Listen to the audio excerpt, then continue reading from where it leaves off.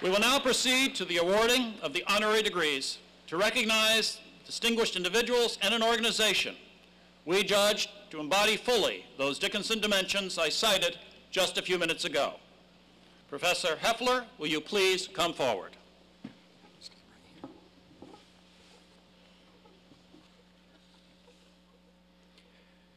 A remarkable life lived by a remarkable soldier. These are the words Colin Powell used to describe the honorary degree recipient who stands before us today.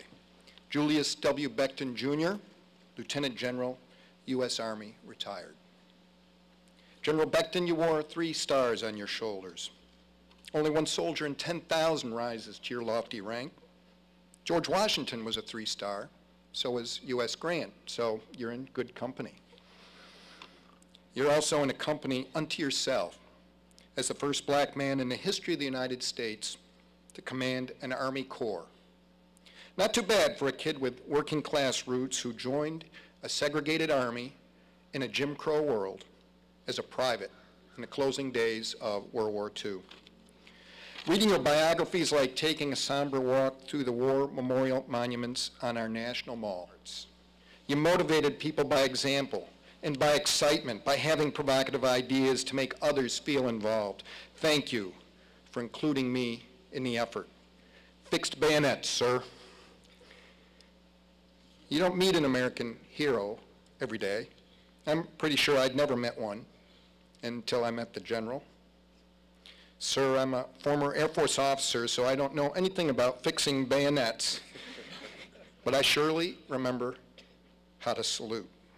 Mr. President, it is my honor to present General Julius W. Becton, Jr., U.S. Army, retired, for the honorary degree of Doctor of Public Service.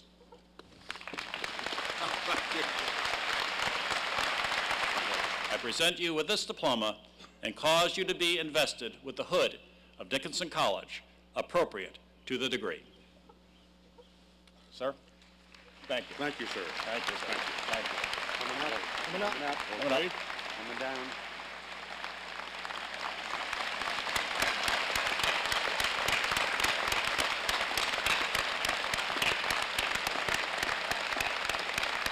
Oh, Woody, you did quite well. Congratulations again. Thank sir. you. Thank you. Provost and Dean of the College, Neil Weissman.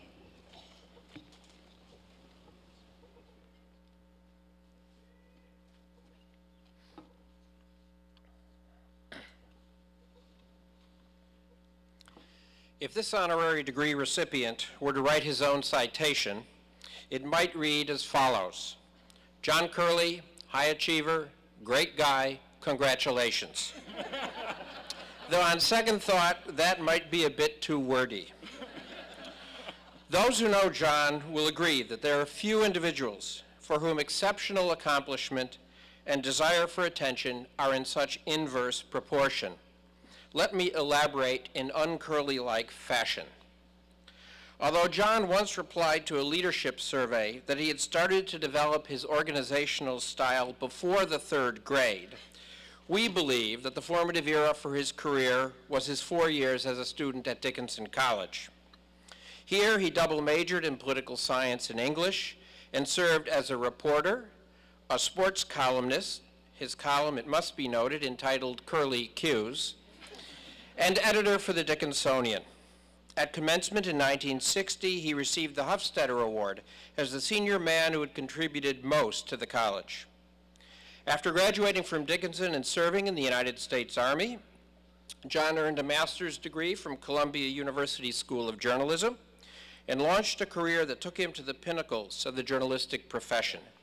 John asserted that the college in 1960 found itself, and here I quote him, found itself in a period of transition that will either establish Dickinson as a highly respected liberal arts college or a rinky-dink run-of-the-mill institution. He went on to challenge the new president, the trustees, the faculty, and his fellow students to apply themselves to achieve the former outcome. Ironically, nearly 4 decades later, John himself provided the answer to the challenge he had articulated in that closing editorial. As chair of the Dickinson Board of Trustees from 1998 to 2008, he provided leadership for the college in its recommitment to the founding vision of Benjamin Rush and in the decade of exceptional growth which followed. With his wife and fellow alum Ann Conser Curley, he has set a model for multifaceted contribution to the college that will ensure Dickinson's place among America's leading liberal arts institutions. Mr. President, I am honored to present you John J. Curley for the honorary degree of Doctor of Journalism. Stuff I didn't remember. Not on that line, John. It took a while. I present you with this diploma and cause you to be invested with a hood of Dickinson College appropriate to your degree. John, we are proud of you as fellow Dickinsonians. Thank you. Thank you. Professor Doug Edlin. Judge Rendell, we honor you today for your work and for your example of the value of public service. You are a cum laude and Phi Beta Kappa graduate of the University of Pennsylvania, and you received your law degree from Villanova University. You were the second woman elected partner of your law firm. You served as a judge of the United States District Court for the Eastern District of Pennsylvania. You received the Philadelphia Bar Association's Sandra Day O'Connor Award for advancing the equal treatment of women, and you are now a member of one of the most important and influential federal appellate courts in the nation, the United States Court of Appeals for the Third Circuit. You are also married to some guy named Rendell, who evidently has a job with the Pennsylvania state government and a pretty nice house on Front Street in Harrisburg. One of the people who will shortly place the academic hood on your shoulders is Kelly Rogers, a member of Dickinson's class of 2010. Kelly worked as an intern in your office as First Lady of Pennsylvania, where she assisted with your civic engagement initiative, PennCord, the Pennsylvania Coalition for Representative Democracy. The opportunity you afforded Kelly to observe your dedication, your professionalism, and your commitment to maintaining the responsiveness and accountability of our government has had a lasting effect on her. Moreover, the degree that Dickinson College confers on you today is an indication of your importance to the many talented and dedicated students who aspire to careers measured by more than a paycheck.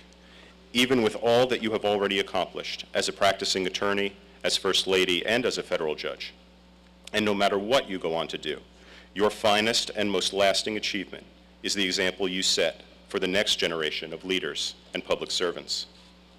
For your demonstration of the value of public service on and off the bench, a value which does not fluctuate with any market, does not experience any downturn, and does not ever lose its equity. For your demonstration of this value to this Commonwealth, to this community, to this college, and to this class of 2009, Mr. President, I am honored to present to you Judge Marjorie Osterlund Rendell for the honorary degree of Doctor of Law and Public Service.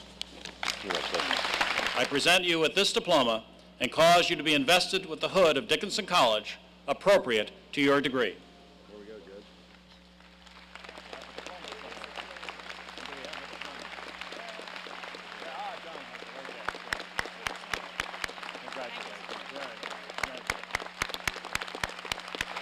Professor Mitchell. We recognize the International Women's Media Foundation today as an outstanding advocate and invaluable resource for women in international media. 2 weeks ago, I sat at a table of political science seniors at our annual department dinner when the conversation turned spontaneously to how much the students were looking forward to this year's graduation speaker, Christiane Amanpour. When I asked why, several praised her professional commitment and her courage. After all, this is a woman who, in the name of journalistic service, has reported from some of the most fractious regions of the world: the Balkans, Iraq, Afghanistan, Israel, Pakistan, Somalia, Rwanda, in order to illuminate crises and conflicts for those of us who are safely out of harm's way. And this in an era when reporters face grave personal risks in the line of their work. One student noted that Ms. Amanpour lives her life the way Dickinson exhorts us all to do, engaging the world. She crisscrosses the globe, opening our eyes and connecting us with distant but important events. As Elizabeth Jensen wrote in the New York Times in 2007, In her 25 years at CNN, Christiane Amanpour has hopscotched the world, the very model of a foreign correspondent, turning up at seemingly every war, genocide, famine, and natural disaster, slipping through previously closed borders. There is significant work to be done before gender equality becomes a reality, in newsrooms as elsewhere. Ms. Amanpour, we recognize you today both for your individual achievements and as a representative of the International Women's Media Foundation, whose emphasis on working collaboratively, internationally, and for positive change serves as an emblem of what the Dickinson community values most.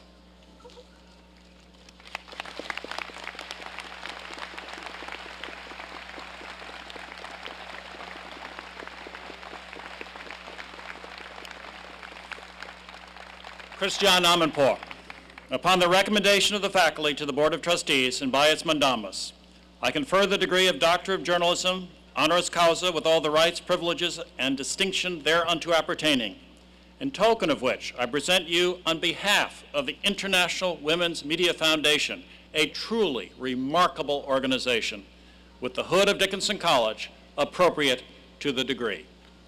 Congratulations.